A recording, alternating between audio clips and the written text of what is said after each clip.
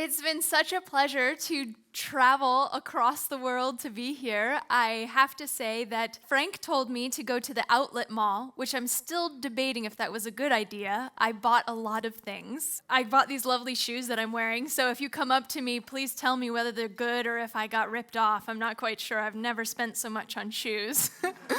But the saleswoman just kept saying, soft, handmade Italian leather, soft, and I was sold. It was the least amount of words I've ever heard someone say for me to spend that much money. But I'm very grateful to not only experience the lovely Italian artisan, but also to be here to make sure that by the time that you leave this room today, you have actionable assets that you can utilize to generate more sales. How many of you would like to actually triple your sales conversions? Hey, Amanda Holmes here. If you enjoy Ultimate Sales Machine, whether it be the book or our trainings, or you've been listening to these podcasts and you're thinking, I'd really like this to be infiltrated into my business. I want it to run in the DNA of me and my team. Then I have something really special for you.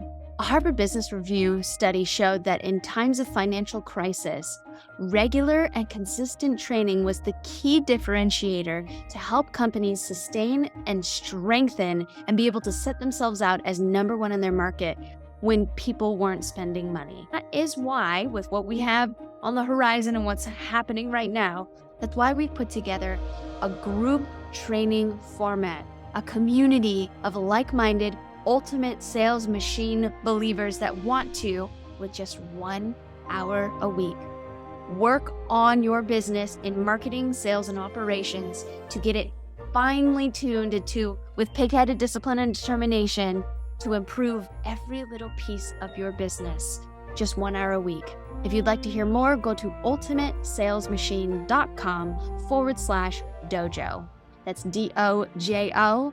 Again, ultimatesalesmachine.com/dojo. DOJO.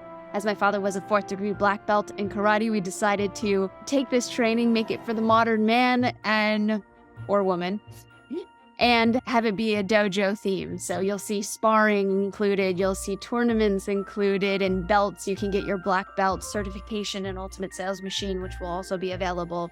So if you want to bring in your executive team, if you want your head of sales, if you want your head of marketing, if you'd like teams to get trained in this methodology, ultimatesalesmachine.com/dojo.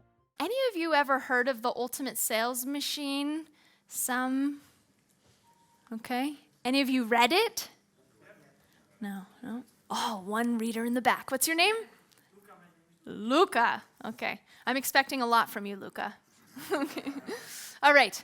So just to say that these strategies work, we have built 70 different training programs from my father's core methodology.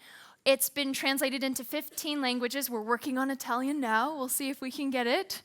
We have assisted 80 of the Fortune 500, and we've assisted over 250,000 businesses worldwide. So if you tell me, Amanda, I don't know if this works in my industry, I will tell you, yes, it does. So regardless of whether you're selling straight to consumer or straight to business, or you're doing a product versus a service, this applies to all of the above. Mastery isn't about doing 4,000 different things. Mastery is about doing 12 things 4,000 times. My father came up with this. He was a karateka, 4th degree black belt. So he realized there was only a few ways that you can punch and kick and block, right? There weren't a ton of moves, but it was about doing them over and over again to create that mastery. So anything that you've ever mastered in your life, whether it was music or a sports or you become a pilot, how many hours do you have to do to make that mastery?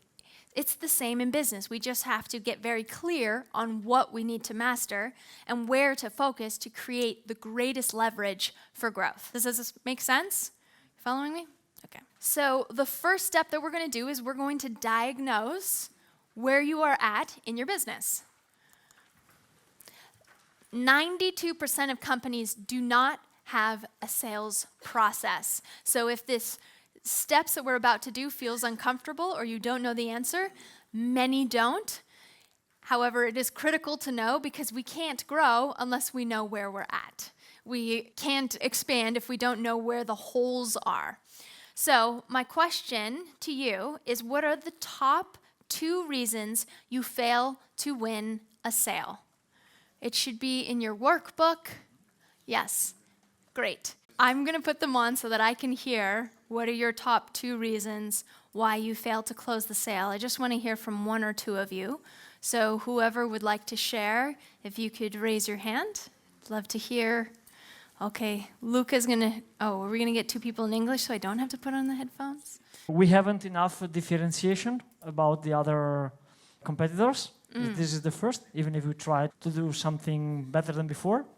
And the second is because we haven't the sales reps internally in our company. We work with sales rep in which they are in another organization. Okay, great, thank you. And we'll be working on the first one specifically, so it's good that's one of them. We're working very deep on this concept, but Great. it's not so easy. We'll work on it today. Okay?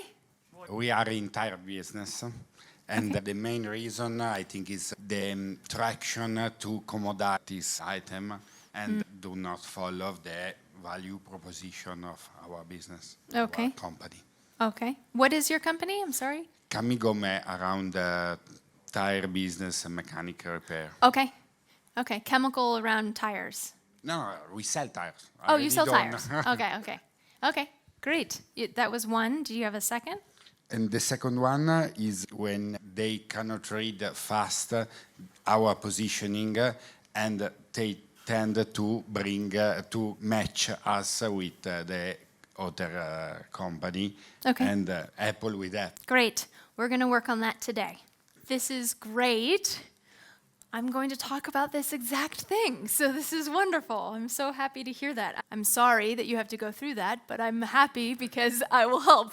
So we want to rate your sales process by importance and performance. So 1 is the worst, 10 is the best. So do you have a defined sales process? How important is it to you? Is it a 10? Is it a 2? So for Luca, he has more sales reps that he's trying to get them into some kind of a process, but it's hard for them to follow because they're not in his organization. So that is a critical piece that he needs to work on. And then where are you at with that performance? So defined sales process. Then do you have scripts and messaging for all the opportunities?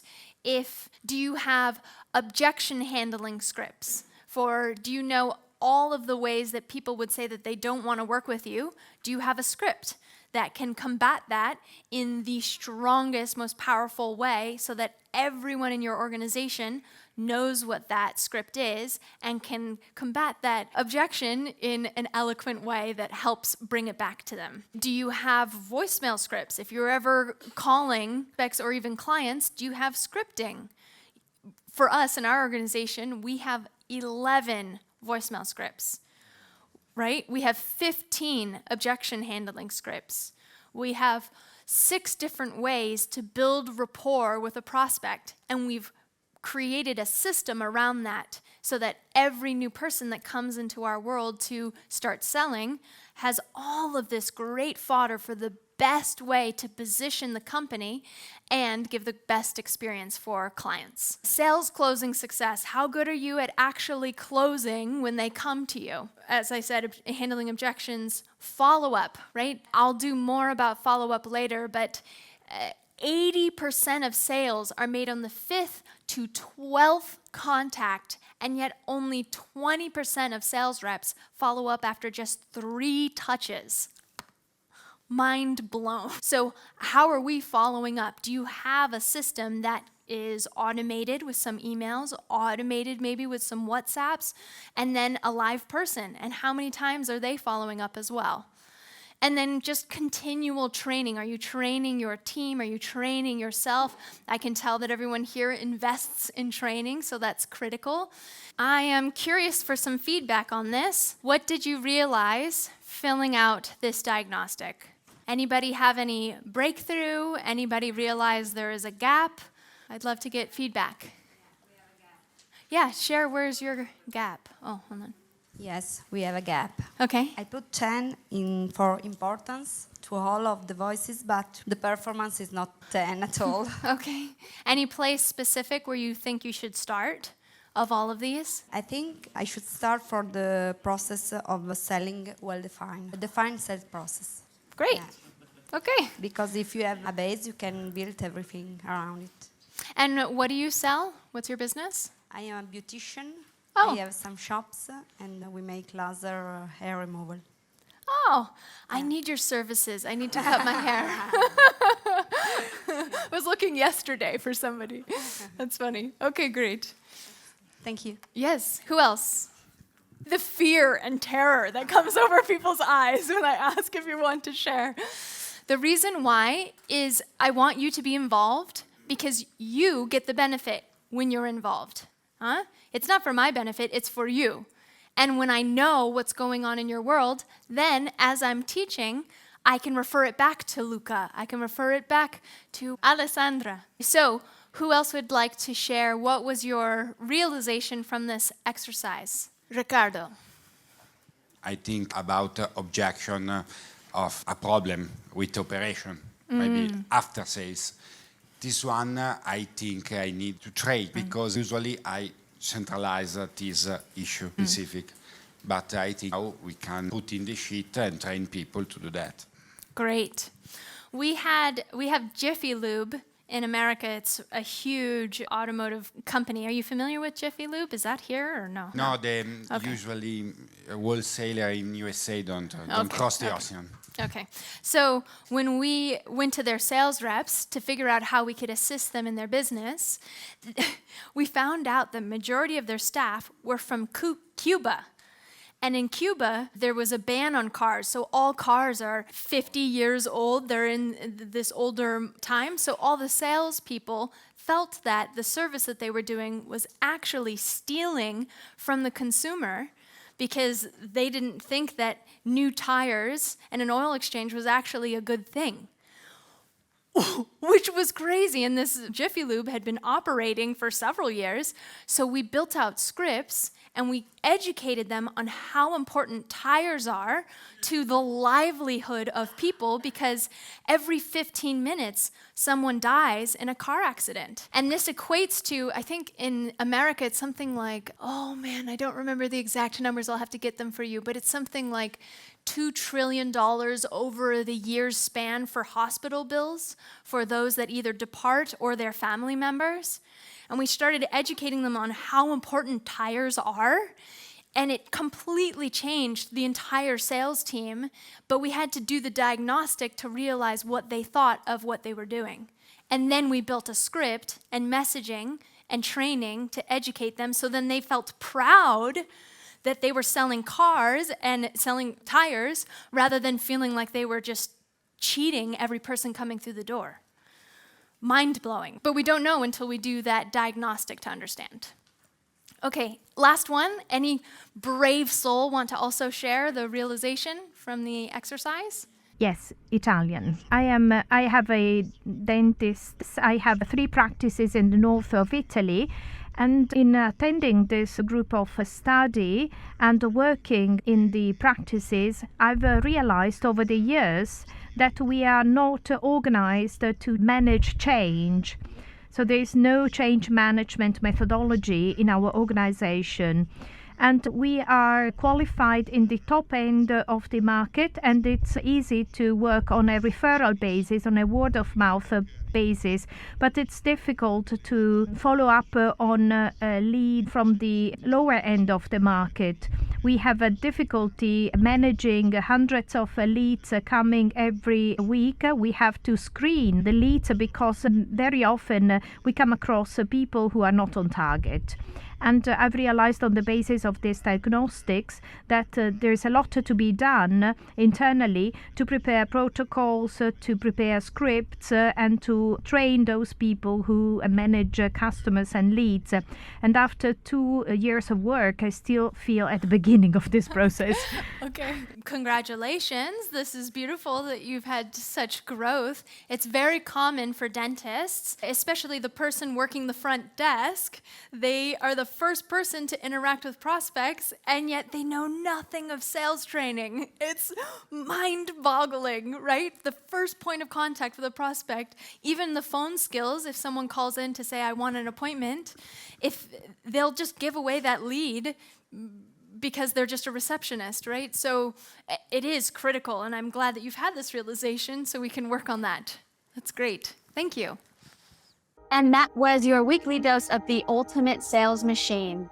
If you're feeling like, wow, I'd really love to figure out how to put more of this into my business and see some money in my pocket, you can sign up for one of our complimentary strategy sessions. All you have to do is go to howtodoublesales.com and you'll talk to one of our growth specialists to find where are you leaving money on the table? Where can we help you generate some revenue quickly?